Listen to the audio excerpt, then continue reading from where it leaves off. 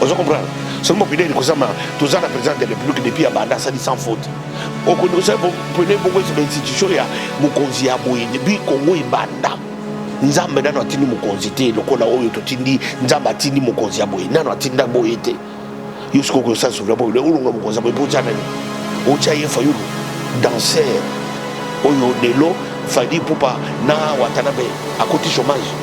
Il y a combien partout, on dit à ça la politique, combien partout, on a dit il y a un président mais tant que mon Bundeli va soutenir, a battu Kofinga Bango, a fini ministre des Affaires étrangères français, a fini ambassadeur américain, a fini pasteur naïe. Philadelphie, a fini. Mon toit dans cette éducation, a fini musique qui Kofinga sous son année, a fini par président Yosia, Oya. Il a dit ça même, a fini par mon offre. Malgré pardon, ses excuses, ton ennemi yango, mais à cause de la pini, pour on ne peut plus jouer avec un chef de l'État. On appelle chef de l'État. Il n'y en a pas de au Congo. Joseph Kabila a le pouvoir. Mais Joseph Kabila est parti définitivement.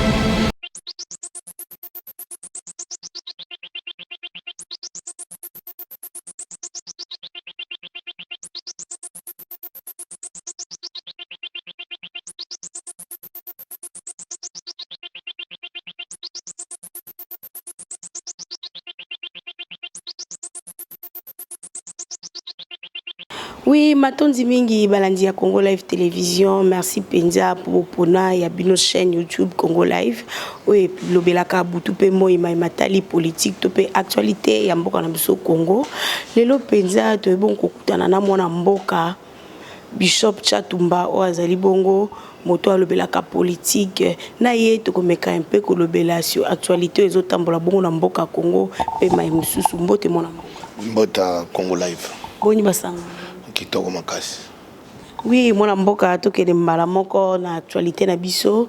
Lelo Penza Oazali Bongo député na ngambo ya FCC mwana mboka Charles Nawej mikolelekaki atenaki ba propos moko ya malamu te contre chef de l'État na ndenge chef de l'État asaki bongo ba nomination na ye kasi mwana mboka Nawej alobaki bongo chef de l'État anomaki bongo inconsciemment kasi autaki bongo kosenga pe akokotsa bongo lettre o apresenta ki beskize na ngambo na bino penza boko lo bani na likambo wana. Oui, beskize na ye ezeli kozangisa ko pinir yete parce que chef de l'État il est une institution. On ne peut plus jouer avec les fonctions du chef de l'État. Jamais dans l'histoire du monde, un parlement peut-il débattre sur les ordonnances dites et prononcées des chefs de l'État. Ça ne peut jamais faire un débat politique au Parlement. Mais comme ces gens-là sont des inconscients, d'ailleurs ce monsieur-là, il n'est même pas congolais, Aza belge. Mais c'est Nawej, c'est un tricheur, un fraudeur. Et comme on a toujours dit en français, ce sont des tonneaux vides qui font beaucoup de bruit.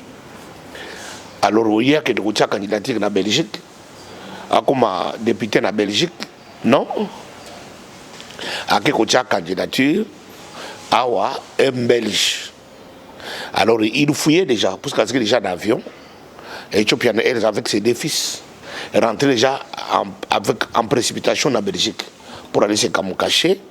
Mais il a été interpellé à Zonga, Awa, a assumé, parce que Joseph Kabila est président.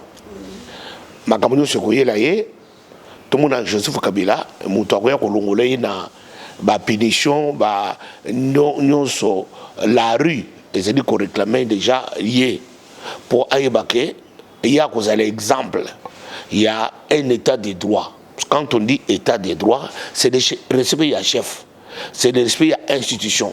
C'est ce qu'on appelle état de droit, c'est ce qu'on appelle démocratie. Démocratie ne veut pas dire jungle.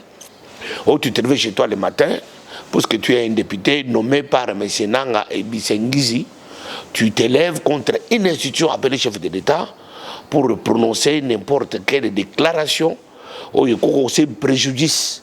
Il y a ordre république Namboka, il y a ordre Batouana, malgré pardon, ses excuses, ton nimi yango, mais à cause de la pini, pour on ne peut plus jouer avec un chef de l'État. On appelle chef de l'État. Il n'y en a pas de au Congo. Batouana bazali na kolota bazali que Joseph Kabila kozonga na pouvoir.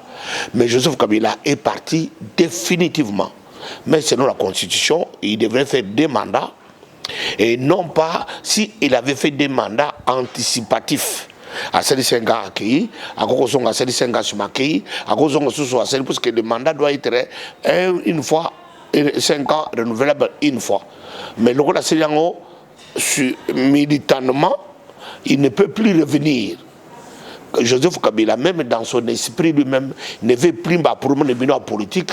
Il va que nous vendre dans la bangombe belé, à beaucoup de bangombe naïe, aller se bangombe naïe, c'est tout cela comme héritage. À ce qu'il a battu FCC wana, parce que majorité présidentielle.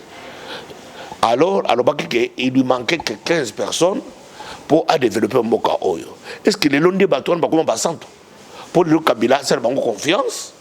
Dans la déclaration de Bango, tapageuse, flatteuse, où il y a comme beaucoup de modili, que Joseph Kabila, président honoraire, député à vie. Avant d'abord, le Bango, mais parce que nous avons une pression au Kokozonga, Joseph Kabila n'a même pas intention, il y a Kozonga comme président de Mboko. Mais Mingi Bazali Koloba était président Félix Azalika Bongo, président protocolaire. Oh, Penazo Salamakamuni, Joseph Kabila, c'est comme si Kabila avait toujours. Il y a un monde qui est déjà en avion. Alors que en Belgique, en Éthiopie, n'a pas de Mibale. Tous ont ici. Joseph Kabila a que nous autorisons Joseph Kabila à Bibotopona. Parce que Joseph Kabila, mais pourquoi c'est un pardon? Pourquoi c'est un pardon à Joseph Kabila? Il fallait à son pardon à Joseph Kabila. Montatinda qui est. Mais ce qui est aussi un pardon, c'est que Joseph Montatinda qui est né aussi un pardon. Mon conseiller a été. Nawej, Montatinda qui est aussi un pardon, c'est Joseph Kabila. Pour Joseph Kabila, il est l'unique chef de l'État dans ce pays qui est le président de Joseph Kabila. Il s'appelle Félix Tshisekedi Tshilombo. C'est lui le président de Joseph Kabila, de Minako, de Bochab, de Mova Sakanya, FCC, tout. Chef Nabango, chef de l'État, Ezali Tshisekedi Félix Tshilombo, jusqu'en 2023. Oui, moi Mboka Chatumba, au monité likambo o penza moko ba FCC a craché sur le président de la République et sengel bongo mariage Joana ba meka un peu ko panzango pour ce qui mariage ezaki benza malamu benga batika ndeko na bango tabimisa ba propos na sur chef de l'État. Même quand rambiso bato to buti bana bele ngana zingolo ya kozana bana bele na mokili. Bani sozane mo to bongo suba tombo kela kanga. Ce n'est pas que le grand a tombo kila papa na supprimer kazamo na ngaite. Alors, ce que FCC, parmi eux, il y a des loups égarés. Et que fondement de mariage, un loup égaré a terminé à arriver des propos malveillants. Tu as brisé, à partir, il y a Moutoumoko Boye, à Melaki Diamba, parce que ces gens-là sont des fumeurs du chanvre. À Méné Diamba, à des foufous, à des Maléwa, et Kangi, à Zang Bilobela, avec le baba bêtise. Aujourd'hui, lui-même, il est en train de subir pression populaire à ce moment rue. Il croyait que la majorité dans le Parlement. Mais le Parlement a que 500 personnes. Alors le Sénat a que 120 personnes. Mais nous sommes 80 millions d'habitants. Si ma Félix Tshisekedi Tshilombo. Tout ça cache. Tout ça dit UDPS, na UNC cache. Alors Félix Tshisekedi est très bien entouré. Il a un directeur de cabinet. Depuis Congo et Banda, il a un directeur de cabinet, mais il a bon côté.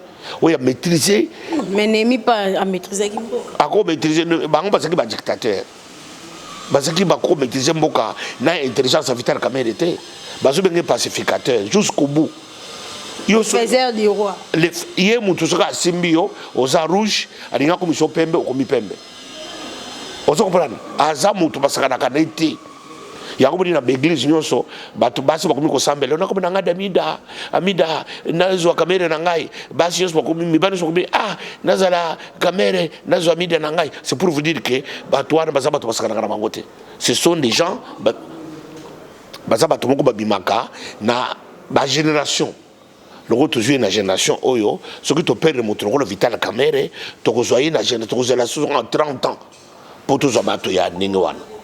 Oui, mon mboka Chatumba, lelo oyo cour penda étranchaki na mikolo eleki ba utaki boko ko invalider plus de vingtaine ya ba député ya ngambo la muka o bazaki remplacer na ba IFCC. Donc 3 jours ezaki bongo na cour constitutionnelle ba ila muka basaki ba marche to éviter ko sala lolenge bongo ezali ko nuire car pona ko nuire la muka. Non, non, pour moi, d'abord, ce sont des Congolais. Ils ont droit de réclamer, ils ont requête na bango, ils ont droit, il y a comme des députés, ils ont droit, il y a comme des sénateurs. Ce sont des Congolais. Les moutons qui la moka, ils sont étrangers. Ils sont Congolais. Alors, il y a un chef de l'État pour Ayoka bien, à convoquer qui procuré à cour Luamba, Benoît Luamba, à convoquer qui est pour Ayoka bien. Mettre l'Ouamba sur l'explication clairement.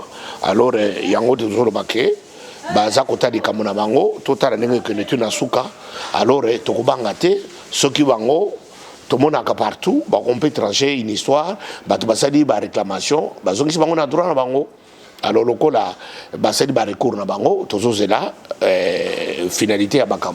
On ne peut pas aller vite en besogne, baton basa ba congolais basa na droit. Et puis, l'Ouamba pas à Congolais, à un droit, qu'on s'est la loi naïe, na droit naïe, na mboka.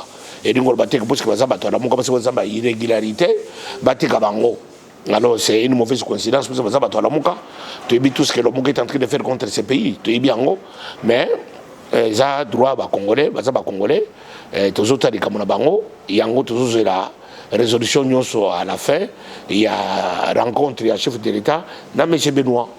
Oui, mwana mboka kasi na matata openda pasio baila muka bayokaki na sima ko invalider ba député na bango o azali bongo mwana mboka président Martin Fayulu o azali bongo moko na kati ya la muka kasi ye penza bendaki ba congolais ba kinois nyonso pe baila muka ba bimana nzela mokolo ya les 30 pour le soulèvement populaire na ngambo na mino cash likambo wana boyambaki ngolo lengeni. Bon soulèvement populaire ezali na internet. À cause de l'internet. À cause de la ville qui ça. Internet. Internet et puisque Azali présent sur internet, Azali influence sur internet, Azali populaire sur internet, donc c'est le seulement populaire n'a pas côté à cause de matin. Puisque pour seulement populaire les gens oublient.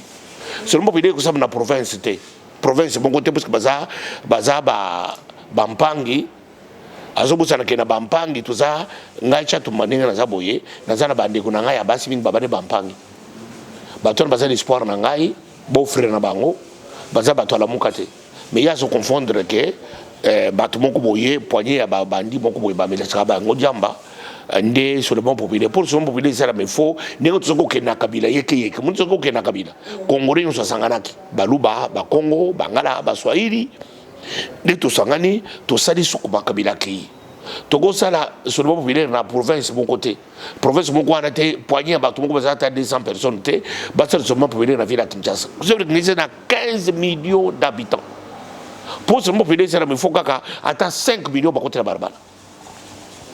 Vous comprenez? Seulement populaire que ça m'a tous ans président de la République depuis à Banda ça dit sans faute. Au Congo ça populaire beaucoup cette institution ya Mukonzi aboye depuis Congo et Banda. Nzambe nano atindi Mukonzi te lokola oyo to tindi nzamba atindi Mukonzi aboye nano atinda boye te. Yosko ko ça souverain populaire ulunga Mukonzi aboye pour tchanani.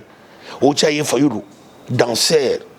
Oyo delo fadi popa na Watanabe à côté chômage. Il y a combien partout, on dit à ça la politique, combien partout, déjà, tala la mouka yangomoko, tala mouissa de mousse, déclaration à sali contre yé.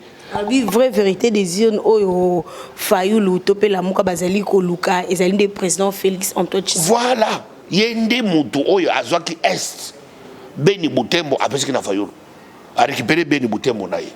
ce qu'on fait là ça. Mais on a Moussa Nyamoussa Zali ko lukaneka poste était pour ba on mingi mazapa soit fait il y a poste le ka ba bi ke politicien nyon susuka na ye eza pouvoir. C'est Moussa Dane. Politicien nyon so nga chat baninga na vana za politicien suka pouvoir. Eza yi ko mususu te politicien na zo ko zena ke ko teka nguba te parce que teka mfane ke no wezi ko teka nguba. Ah oui na tongo wa Congo Univers. Si tu as monnaie, c'est Congo Live. Congo Live. Congo Live TV. Comme que si tu as monnaie, tu as tout ça la politique. Si on a fait la politique, on a fait la politique, on a fait la politique. Mais ça peut tous au pouvoir. Il y a un peu de makambo politique, makambo Genève, voir, c'est pas au pouvoir. Tant que tu as des réseaux sociaux pour dire les mensonges, et c'est pas au pouvoir. Mais tu as mon tour, Bundeli, soutenir, abadi ko finga bango, a fingi ministre des Affaires étrangères français, a fingi ambassadeur américain, a fingi pasteur naïe. Philadelphie. A fingi. Mouton a cette éducation. A fingi musika qui confie sous son anani. A fingi ba président yonsu ya ya Addis Abeba. A fingi bango yonsu. C'est pour que batouana baza ba spécialité de mafinga. C'est comme toi mafinga on est mouton DJ Congo na mafinga boy. C'est un fou. Amerika Diamba, Amerika le pipi, Amerika Guinée. Alors akende kobina to tikele asala ba podium. Alors tout ça na fête ya musique le 21. Asala concert. Oui, moi mboka Tchatumba lelo Moïse Katumbi azali coordonnateur ya la muka yepé ameka ki un peu ko soutenir moi mboka Félix Tshisekedi na matali 100 jours na ya loba ki ezali bongo positivement so eleka ki malamu kasi a deux reprises ba pekisi akita bongo na ville ya Goma na ye Moïse Katumbi ameki ko tweeter alobi ameka ki ko pesa ko secourir moi mboka Félix Antoine Tshisekedi lokola ndeko na ye lokola muninga na ye pona kimie kota na mboka pona Congo kende liboso kasi amoni Félix alingite et la kisi krake président Kabila nde azali ko contrôler tout na mboka Congo okolobani na ba propos oyo Moïse Katumbi a tenu contre Félix Antoine. Non, Moïse Katumbi confond les temps. Moïse Katumbi parce qu'il n'a pas ça que négomate. Bah toi on est basé ko ngabati Moïse Katumbi Moïse Katumbi n'a pas besoin. Moïse Katumbi ibi ke tango Kabila aux avions na yo mati likolo ke ko espace otamoli. Mais lelo ibi ke na tango tsiki pona ko zwa arena na auto avion na yo o mati likolo faut une autorisation de la présidence. Moïse Katumbi parce que ko senga autorisation de la présidence place mon côté pour accoter un avion à m'attaquer de Goma. Mensonge. Il n'en avait pas besoin. Les abattoirs, il y a les réseaux sociaux, il y a des perturbations, Moïse Katumbi n'en a pas besoin. Ce que Moïse Katumbi a pour ça, Goma, de Goma Nenga Lingi, il y a commis par Zongi, parce que dans Mbokoyo, tous les gouverneurs sont instruits que tout homme politique, acteur politique, il a droit, ce qui a sengi, demande d'autorisation, à cause de la meeting, à chaque jour, dans la place publique, si on lui accorde l'autorisation. Bakobo il est à Kendete. Il y a autorisation pour survoler un avion dans un espace congolais. Parce que le pour il fallait autorisation de la présidence.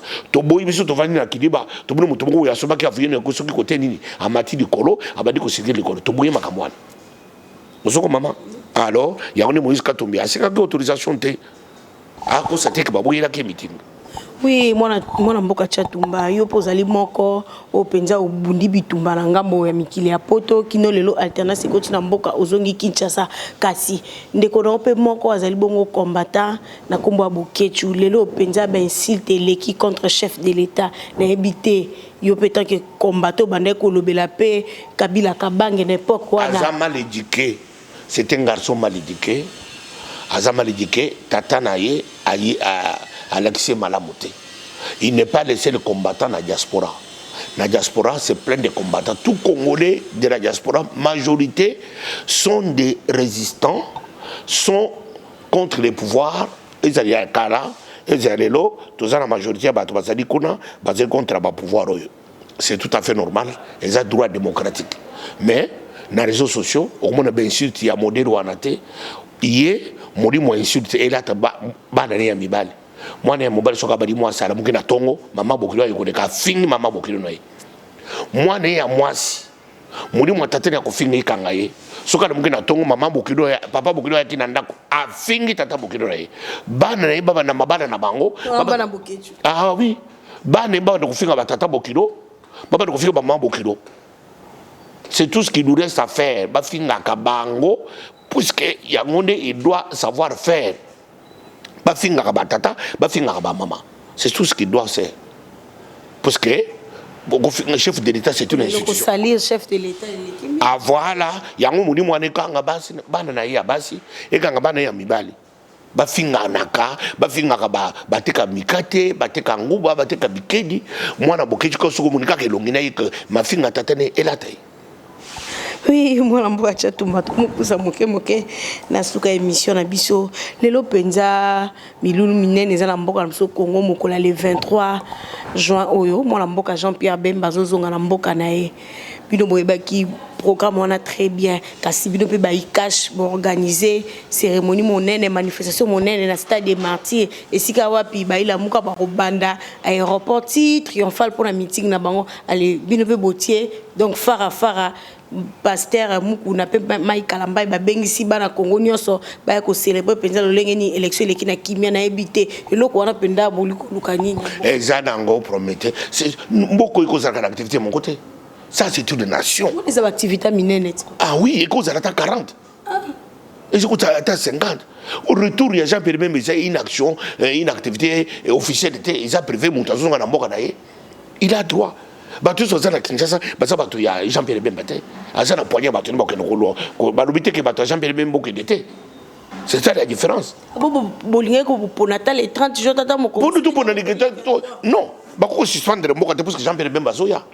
C'est ce que les Congolais ignorent. Affrontement, bah Congolais, bah Congolais, bah église, bah Congolais, bah musique, bah Congolais, bah Nganda. Tout ça on a tabangani, on a Kinshasa, bangani kangami lupango nyoso nganda. Ici, mutu nganda ye, ozana ba fidèle ga ba kilia na yo ba koya nganda na yo. Bon moi so provocation et mais qui provocation ko zalate, ça la ponani. Est-ce que yo so ba to la muka, ba to akashi ba zakana bitumba. Ce sont des garçons bien polis, ils sont ba to la muka ndi babunda. Oui qui bataille des pes bazar matata et soudne ba uti ko buka na ba parti ya FCC kuna ak bongo yo on dimite ceux qui la muka mais ko provoquer be cache mais ko provoquer des autres écoute biso toza bien éduqué, to sala makambo na biso clairement, to kotala makambo mubulu te ba to la muka ba oyo bazali déjà sans espoir. Parce que baza bato makasi basa l'opposition to c'est on a 2023. Pourquoi qu'on finga bato? Pourquoi on danse sans cause? Moïse nani Jean-Pierre Bemba zoya allez. Bato la muka okino ko yamba Jean-Pierre Bemba na bino, biso pe toza la manifestation de champion c'est tout. Oui, mon amboka mutuna suka ezali bongo lelo oyo essaie de mikolo belé depuis président Alassane Bongo ba travaux na ye à 100 jours toke bongo la sortie premier ministre kasi gouvernement ezali ko bimate bato musu bazali ko ba gouvernement ezali ko bimate ezali bloqué suite ya FCC bazali ko senga bongo ba poste clé o ezali bongo ministère ya sécurité défense et affaires étrangères yango ana cache boy de yango ezali un peu ko bloqué sortie ya nouveau gouvernement. Non, la négociation ça prend du temps. Les Congolais n'est pas habitués à dialoguer, à avoir des contradictions. Congolais, le ministère n'a pas pensé unique. Papa bimina tongo, abinda ko lelo bakoliate. Mutoko tout n'était que pour autre connaître papa. Parce que quand tu appelles ça comme est-ce que c'est une raison? Vous comprenez? Le coup de ba message chikoyo, ba ça ba débat, ba ça ba contradiction, ba ça ba échange. Le coup de Congolais message ti angonde le qui va premier wana. Il s'agit d'échanges roulant, local d'échanges comme na suka, boser le gouvernement incessamment. Le gouvernement est bien calate. Mabi le 15. Et je veux que c'est le kakita. Le 15 juillet. Tous les langues le 15 juillet. Attends, tu bien commettre en décembre. Ça promet. Le gouvernement serait bien mais un peu comme bon ça moi situation il y a est-ce que depuis le gouvernement est sali na mboko yo. Kasi biso tozali ko li qui a été gouvernement un chef de l'état. Ben ça là, ba gouvernement c'est la mboko yo. To uti ko bien na gouvernement c'est 17 ans. Ba militaire bazakuna ba futaka hôpital. Le gouvernement a été militaire qui est hôpital gratuit. Et puis l'hôpital ça n'a qu'ici. Est-ce que ce gouvernement est gouvernement ça c'est comme moi. Gouvernement a été les lots ça la bilan gouvernement a été 6 mois il y a Tshisekedi na caméra. Ba ngeni so basali. Et gouvernement il s'est dit 17 ans et ça là déjà. Et ça faux problème. Ce n'est pas le gouvernement qui va résoudre le problème, c'est la volonté politique. Kasi va la biso débat to malamo ba ko. Ezali ka mo tanga moté mbisi nyonso pour la kana mutu. Mutu bana boza kana mukilote, il n'y a jamais eu une mauvaise troupe, il y a que de mauvais chefs. Le autre côté que zo ba chef mibi. Ya mboko ezaki boye. Les autres comme na chef o ya na conscience. Il peut pas avoir mis sa poche et pour na Congolais se retrouver. Il y a un autre toujours makama mike mais ya midene. O yuba soda bazana combien na Congo. Mais tant que que nous on fait déjà l'hôpital. Oui, que les social résolu à 45%. Tant que va fonctionner d'État gratuit. Bah professeur, bah maître, bah enseignant. Oui, que ça social na degré résolu. Alors c'est pour dire que ma campagne que de Madame Malembe, donc on a situation yo sincèrement, calmement, parfaitement, sans problème. Oui, moi namboka to comme bon na suka message nyoko lancé na ba union so bazai kolando na mikili ya poto to pe ana na mboka na ville. Poto na zope saka bato na ngai chura mboma le mbatable papi gene na Jean Poyi na pesi Amos le guerrier mbote na pesi a petite sœur na nga propre comme on a mbombo Pauline na mobali na ye Joseph bazana kati ya Belgique na biso bango mbote Pauline Mbombo leki ya grand joueur akufa ya Karanzi gardien ya Chingunku équipe na biso akananga na bote mina kananga ne grandi ya kananga vous comprenez j'en suis fier batimi ngode ba ko bomba ba province de bango otuni mutaza province soka za province ya batala moka abo ine koloba vous comprenez ngana fier na ngaiza mutokota butala moka te ngana za mutu akash on biso ka taka tuzala biso cash tout ça clair hein. Alors naza né et grandi à Kananga. Alors na biso batobana Kananga nyonso mbote nzambe na Jojo na ngai Jojo na gata Belgique na biso mbote. Alors nzambe apambola Congo mobimba batos bakende liboso. Oui, merci mingi mwana mboka. Merci. Oui, matonzi mingi na bino bao bonde kolanda biso à travers chaîne YouTube Namno Congo Live. To embe ki bino mwana mboka Bishop Chatumba na ye to lobela ki actualité ezali kotambola bongo na mboka na biso Congo. To komi bongo na suka émission. Merci mingi na oza ki bongo na sima caméra Guy. Merci mingi na ba nyonso ba soutenir nga na mikili ya poto na moni bongo mon vieux Roger Luma depuis France, molobel monene ya président Félix Antoine Tshisekedi, d'où de caractère mon vieux David Olito na pesio ba mbote moto moko bon na bosante docteur Emmanuel Okota Longelo depuis États-Unis, maman chérie maman Jenny Mafuta depuis Moscou, Bénédicte Joko ngala bino soki nza mazongi te to monani na mikolo ezali koya.